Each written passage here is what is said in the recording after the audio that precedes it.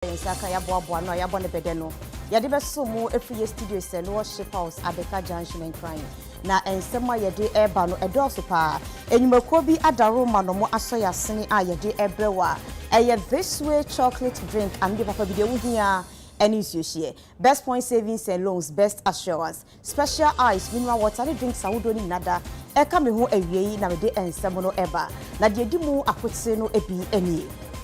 Oswafo no na hwe ahensem so akasa edi atudwa so mo de mre ba beboa ama ahensem ene nyamesum feko dwumadie no akoye wo maigana mu ebreko na mu so na asanti mantemu yetu Ghana fo nyada fo se ye kwakoto ade a yenhwe ade ne papa eyo na yento yenya ese ne boa efo a yeto no eyade bi ade wo haw ebre ye yebeto so akoye ni ma na yesebre aso se ya adwene kita yen efa oman chechiriye ene amamuo hu no yebehwe na yasakremu efrise edi oman no ewu na ebo oman ne fom ne yebeto so akọ eye mfimfiri mantemu ni miye ahodo no kanka ne tachiman empenifo bi akasa dia tudwa chemse traffic light no asai ama akobedi ayeden cars ebo wo mo empenifo hwe NCC ema won ensamuno ebi eka ho ene yede eba beso mu do hwere ba kontem bedin yede akua eje wa akode afi ensamuno nchiremu enie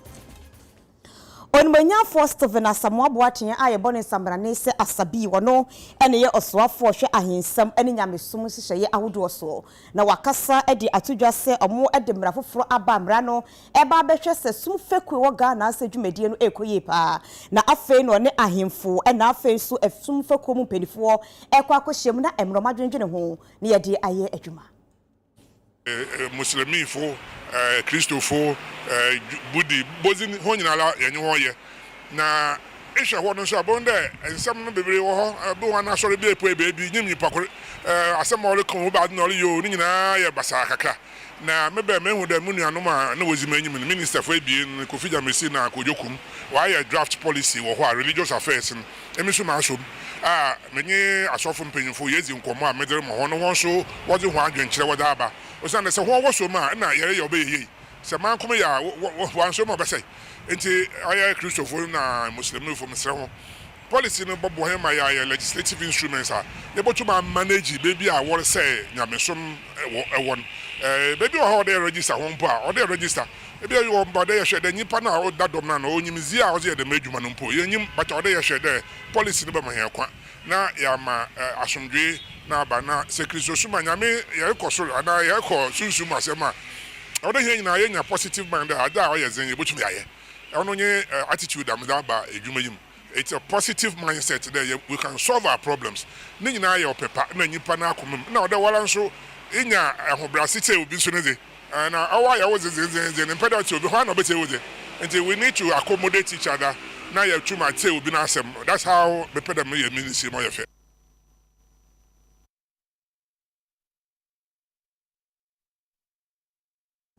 Na eba ahensam senkaye ne nim se Ghana hase no sase ene mansotwe dodo no ano aya na ehase efri ahensam mu na eno oswafo hwe ahensam ene esom totoye awodo so onmonyafo samoabo atena kasade atudwa so ba ye nkyeye na eso ntokwa no do so nti wahase ena nanom ahemfo etena se aka hwehwe adwene ama asomdwaba na mempuntu akoso ewo baabi a ohote no de madwuma ya woda hye se nyama nko na mebe menye nananom mpanyimfo na nkakrama na himanom mpanyimfo na nkakrama na amanfo na lanso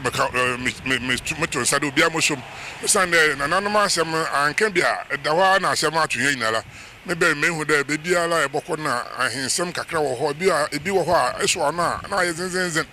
na mum ma emi mehu de mi ministry ni wo pepa de osiesie bebia nsemsem wo na manso mebe midemri ketu kakra sande bebi wo ma ota oda ho kyara na ebufu no rekosoro nti bi wa me di telephone na ma afre na akoma akofom kakra na no me tutemri kakra boko ansa na boko ko na menye ho kasa wo fodo nti ehu de wo pepa de woje ma wa wetu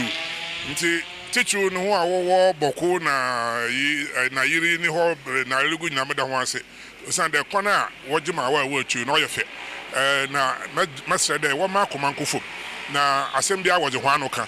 asembia nyi ho a woje ntokwa no woje ebokwan de bada wo wi a de hanu baka momnya man ntokwa no nkofom nti me ministry ne de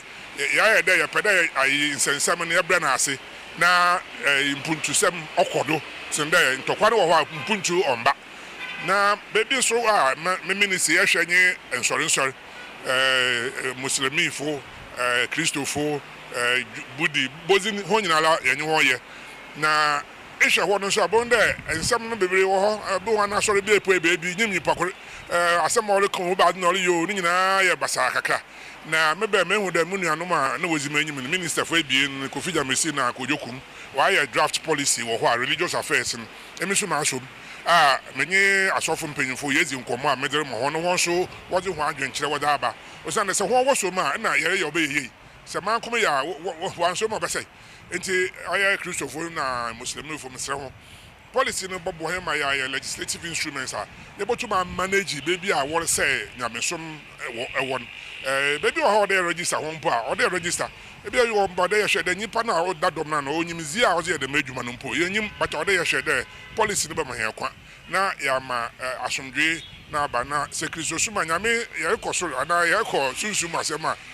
o dey he nyina ye nya positive mind ada o ye zen ye botu ya ye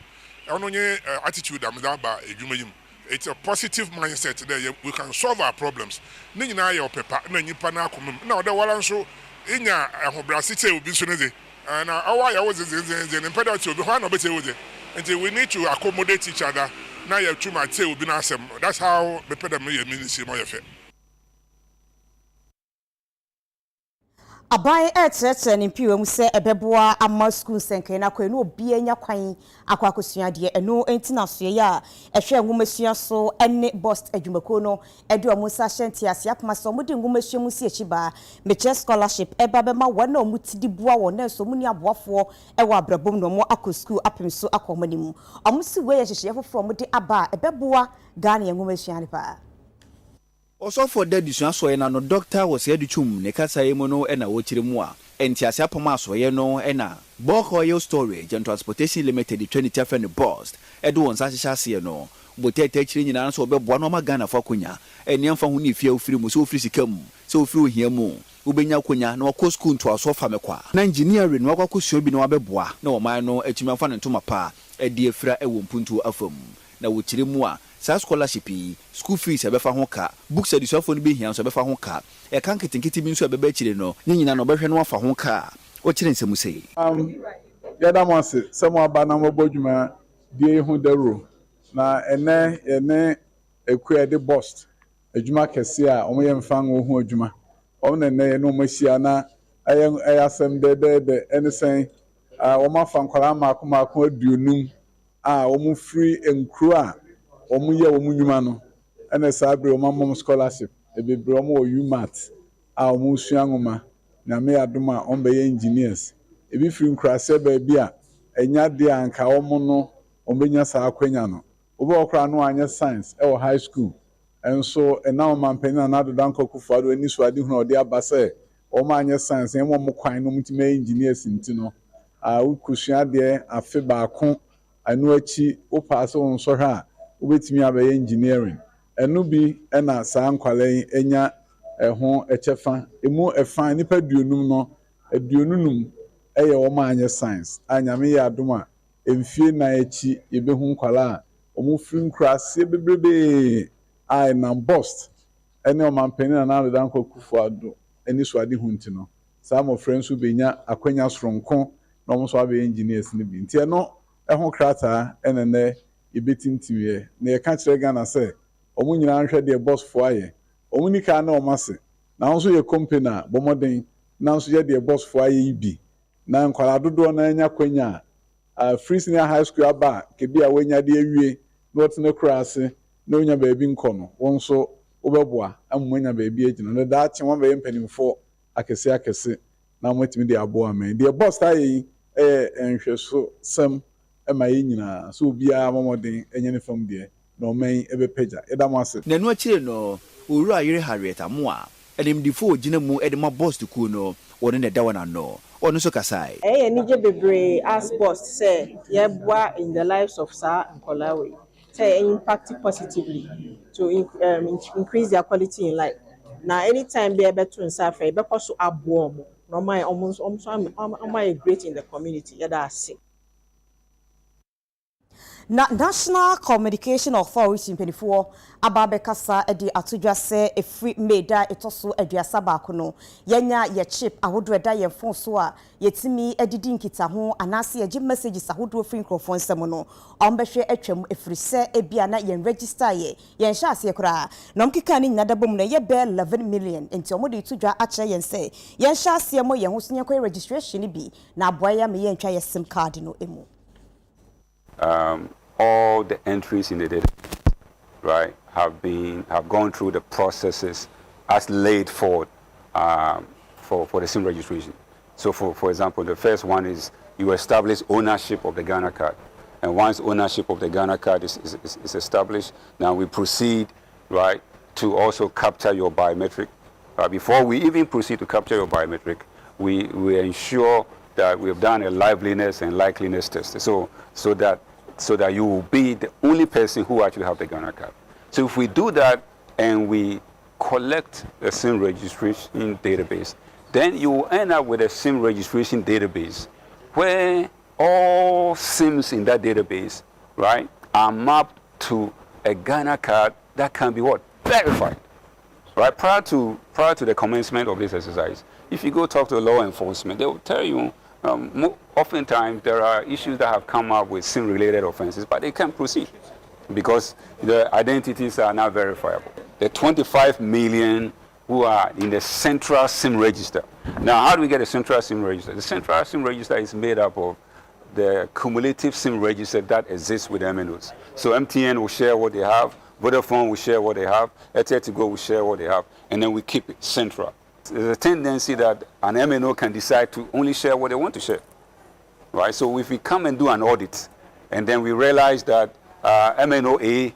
according to the central SIM register, should have 5 million, but in their own SIM register, they have what? 6 million. That's an issue, right? Now, prior to this exercise, that the ability to do that was in there because there was no central SIM register. We were dependent on MNOs for the SIM register. Of Ghanaians that are on foreign mission. It's also made up of disabled people, right? These categories of people are actually being given what? Exemption, right? Because they don't have the Ghana card. And then you have, all others, right? You have all others. Now, in the all others, it's possible that it includes people who have already registered 1 or 2, but they don't want to register 3, 4, 5, 6. Are you with me? It's possible that there are people who don't even have Ghana card. And that's why we are saying that by the end of May, which is May 31st, right? If you are part of this category, you have to go and register. So by May 31st, the MNOs will link these 11 million SIMs, those who have not registered them. Now, if someone is able to prove that indeed they don't have a Ghana card, we will have that conversation and allow exemption to go through. There are indeed some who do not, but there are many who actually do have Ghana card. They just haven't. 25 million is linked to almost 15 million Ghana cards.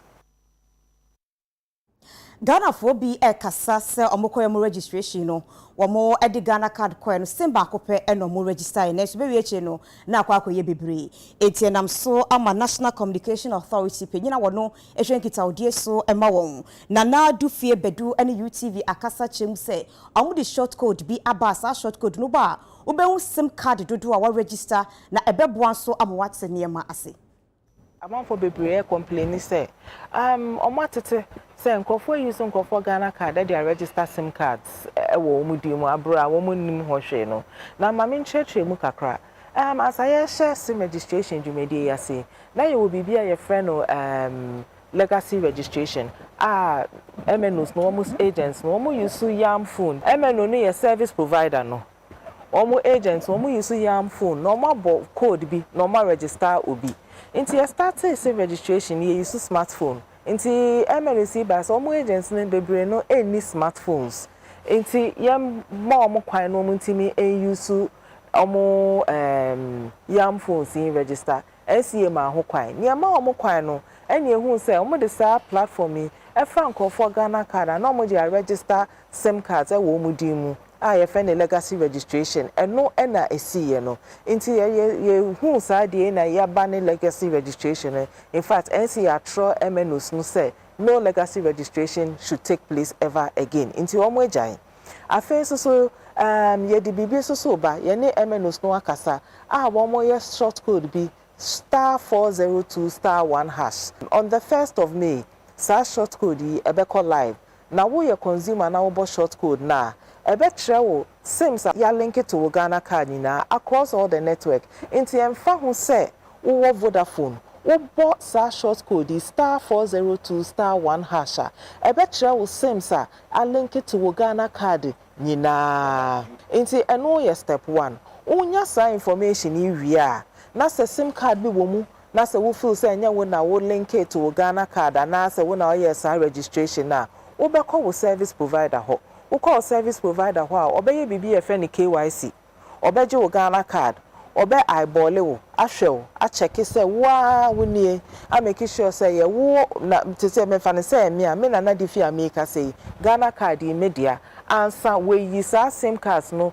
from Ghana card no inti say jumadie yi ba ye besre all consumers no be o use mobile phone say mon modern na mun ya *402*1# no na mun check SIM cards a eye link to Ghana card na wo kona say enye wudi mu a na say wow na register na wo mpa no akọ service provider ho na emum once a wo betimi use no a wo betimi a check across all network no say wo ko di link dia ene dia wo be ko service provider no ho because wo ko MTN na MTN won timi de link Vodafone dia ma nti say Vodafone sim na pese wo de link a wo be ko wo mo ho no ma ya eyeballing any KYC no answer sa so na say wo sims e wo other service providers no ho na say wo mpe na say pese wo mu yi a wo be ko service provider no ho na why yes process no eyi SIM cards no efi wo Ghana card no so free ebra Ghana ye free soldier amamwomu eba dodo amamwomu no amayekombienu ena edi yenso pa eye NPP ni NDC na enso so wodi wani atofom ahwene ma bi a aso ma no tia ne yete sai we enam so amapanyi kofa baya oda asafo a the dinya worldwide miracle outreach ano Dr. Lawrence Tete akasa dia tudwa se eye nimguase ya asefim sam de masa amayekombienu mpanifo so omadi Ghana hwamo omomwa me yentumpo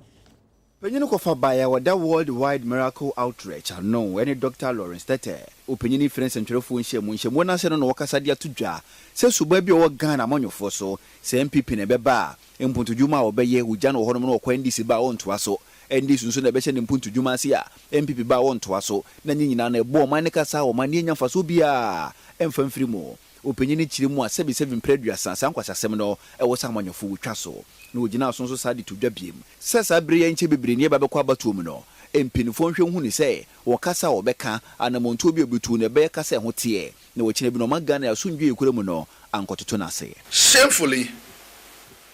our two political leading parties have not helped in promoting the national agenda and succession plan for Ghana. It is quite worrying that whilst NDC did not continue with projects led by NPP whilst they were in government, NPP is doing same, not forwarding and promoting and continuing with projects that were started by NDC. For how long would we kill our own and destroy the very resources we all live on? This nonsense must stop. NDC abandoned MPP-led projects and MPP is abandoning NDC-led projects. For how long would this absurdity continue at the expense of our nation? This nonsense must stop. Therefore, we are counting on our political leadership to be mindful in these difficult and trying times, which has affected everyone from all walks of life, regardless of our creed, color, religion, background, tribe, or even faith.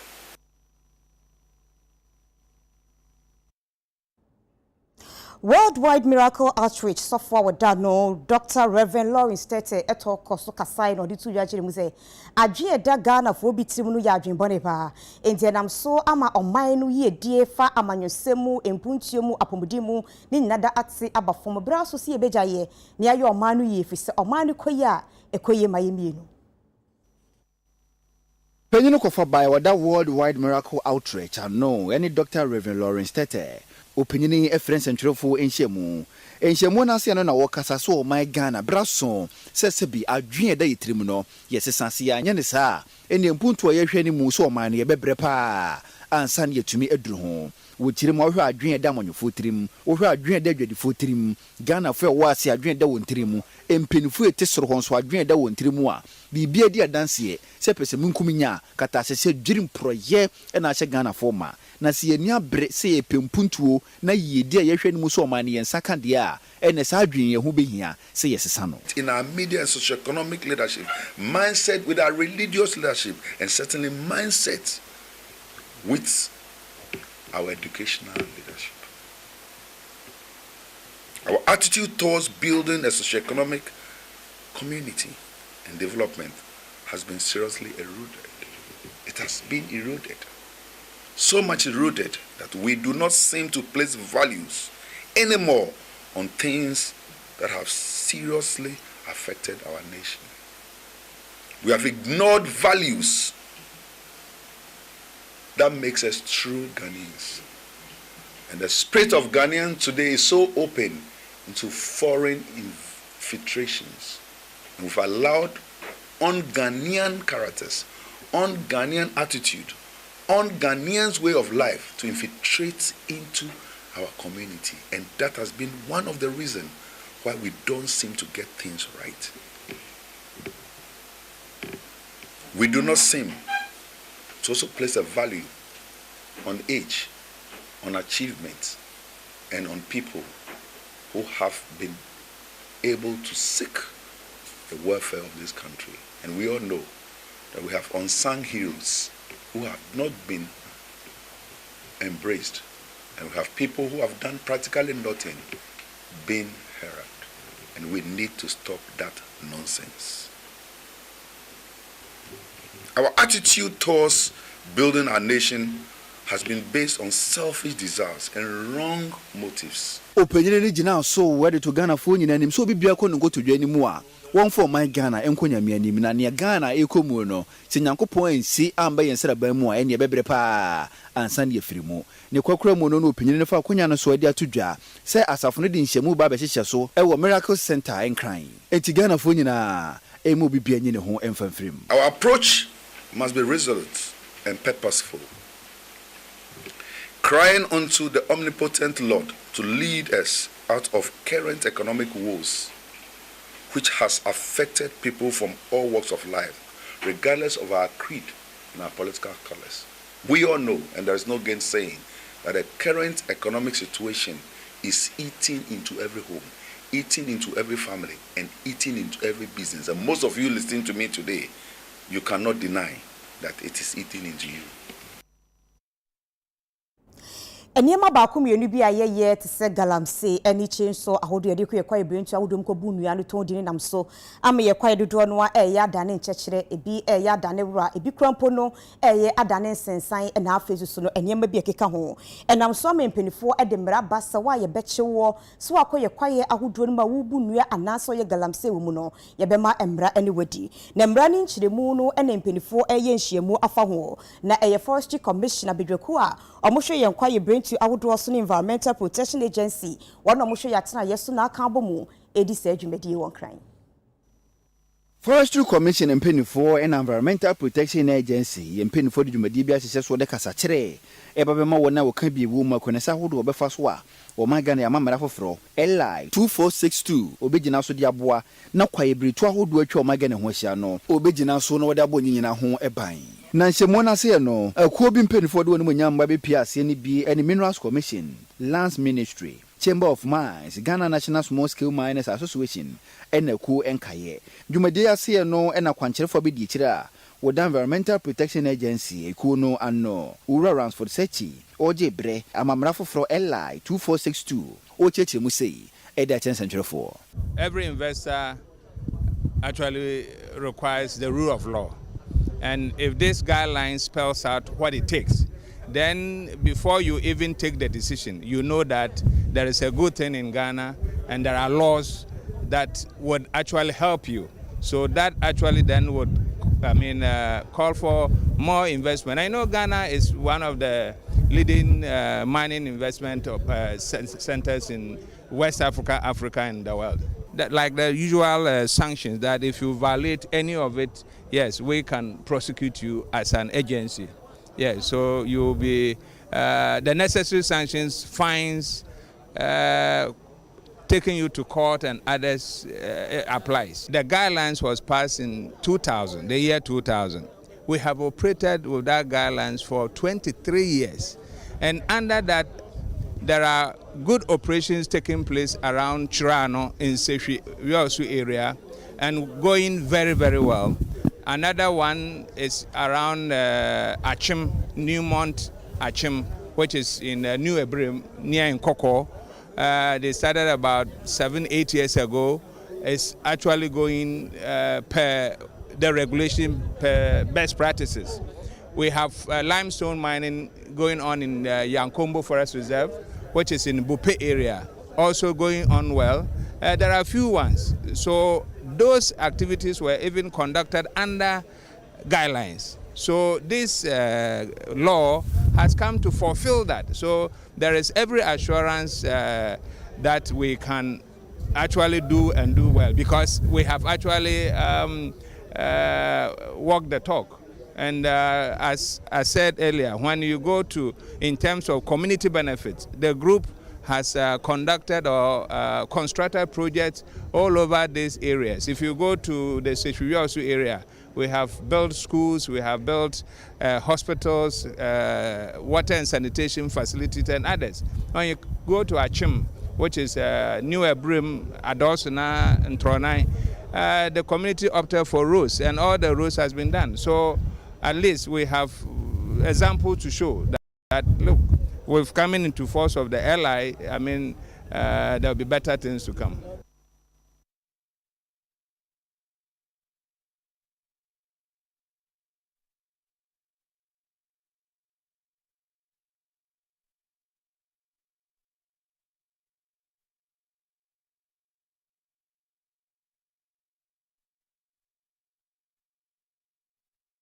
Abranti ani din ede Albert Donko eba beto dwa se wahwe ne nkwa ewo posifo ensem enti abusua ye no se omo NTS posifo nyina na omunye hwehwemu report eba ye no muchem se abranti no eye kronfo we enam so ama Albert abusua eye owura Victor Kofi Owusu ene nananom ayewo nkranza akasa ede atodwa se posifo ensem omo de ba ye no twetwe omo aso omo nyi ntumefi so munnim sade a Donko wositie onye kronfo Krachi Albert Donko na wenya mfinhyia no aduonu nso afi etwa mu nkransa patem ho no mo baabi apolisi voko fa no so kwa hwehwemu e defa ne ho ekowi akire no ebeto odwa se Krachi wa kanchina gu ewa apolisi fo akache no apolisi fo nsi hwehwemu de beto odwa se Krachi no na wo ye komfotachi amoa ne no na Krachi ya busua friends ntwerefo nhyia mu amu openyene kwadwodo nyina agina busua nkaya na mu akasa de atodwa se hwehwemu apolisi fo de betodwa se wo nipa Albert Donko wo kanchina gu e wona kache no no ye komfotachi amoa no abusua chire mu ogitumu a enye yie ya wo habe na otweminu ya eti ya ne se police for abakrum ha oma ama me ho oma ama na bia ho eti ya nso mukọ Albert abusua fo yetietie mu a se mo mka kire mo ne se sebi yede hye no oye arm robber na okọ ayi na police tuoka no na the ebese e kan se sa report na police panyi de bre no me nyintum nkransa fo nyintum abusuafo no so nyintum ni nyina ne se de ma omo cheche mu ho no ensisi so omba ha no kra no enkomba besi da nanom so akire mu akire ne afra abusuafo no makasa no omo anye enti ne nsem no mbeka ye nyina e be sere se police panyi on sign for report from re bibi mbeka ye bia ne ho ebeji atum se ya beto se ya Victor ho de omka ni nyina ya nyintum kwa edition fa so wuye no ye pese pepe yo ye adwuma ye be sere se sei me have my petition me the command man panyin na on free police panyin no na de tie bia no ba bia no kore no on fa meto me ntie na no akire no Albert Donko ne wofa Matthias Boadum sakodie onu abusuan kae bi enso kasai an roba ban ni wu a man panyin suma otu nipa ba ma abusuan yakọ an roba ban ni wu a IGP tu ni deputy man ba ma abusuan yakọ an roba ban ni wu a IGP onu an kasa ba be di 2 days kroma ba ma abusuan yakọ na no mo be mo kwa matena olman chen na mo de envelope we am olman akokra na ni afira won de nim se letter tini na na magin kama no ha ote ana o iska 2000 ni shem aya de yede an roba ban ni wu ma police from come abusuan ska enti me challenge Ghana police say asema yewura dampare betena fia akan no nya ni yo ni de wo yo no me catch Ghana police say omo prove the entire live person other dead body a ya me be de twe be twitwa na we be twitwa na we don't have any investigation report. They don't have a report. It's just because the human rights report that came out highlighted that the police have not been able to conduct an investigation for 1 year. So they have to say, rush people to come and tell the family that they finished. But they don't. They have not read it. If they have, they should send us a copy because we are stakeholders. We are family members. And we deserve to have a copy of the report.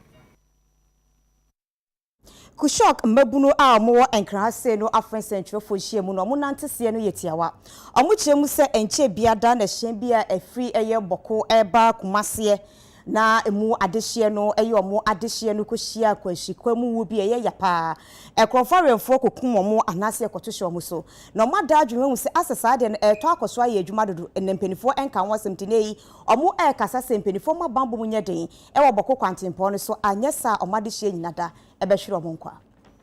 Emebuno mo firi kusegu won mo fra won kramante mu ena de nsem we nyina no to nsentwefo anim a mo kire mu se sisi an wo mo yam hwehwe mo yie pa de mo de hye won mo kusegu esan se sisi an akwakwa ebiti se hyen bi kura ti firi boko na wo ko man na afo fam na nipa bonfo awudifo no makoto de ahye hyen ne so na afa nipa wo mu nyina no wo mo prepre bi wo mo kunkum bi ama mo eyam hwehwe mo yie pa de so mo hu ne won mo enye kura. Our reasons for this press conference is to bring to the attention of the Ghanaian people the criminal acts of the Mampuses in the Northeast region, who have over the past weeks planned and attacked vehicles perceived to belong to Kusasis. We condemn these barbaric acts of lawlessness by the Mampuses, who in their usual backward ways think the laws of Ghana are not applicable in the Mampusi traditional area. The most recent attack happened in Wale Wale, and just this past Thursday at Nashun near Nakanduri, one cargo truck loaded with timber leading towards Garu was attacked and set ablaze. Those who committed the act filmed, commented on their action and shared it on the social media. Then another truck heading the same direction was ambushed by the same criminal gang. Thanks to the vigilance of the community of Nashun, the people were apprehended and handed over to the police. Their photos are all over the social media. While the police were still processing the criminals, calls came from the Secretary of Nairi and the MPP chairman for the Northeast region, demanding the immediate release of these highway robbers. It is widely believed that the Mampuses, in their backward mind, think they can get away with everything, including the highway attacks, because their tribe mate is the Vice President of the Republic of Ghana.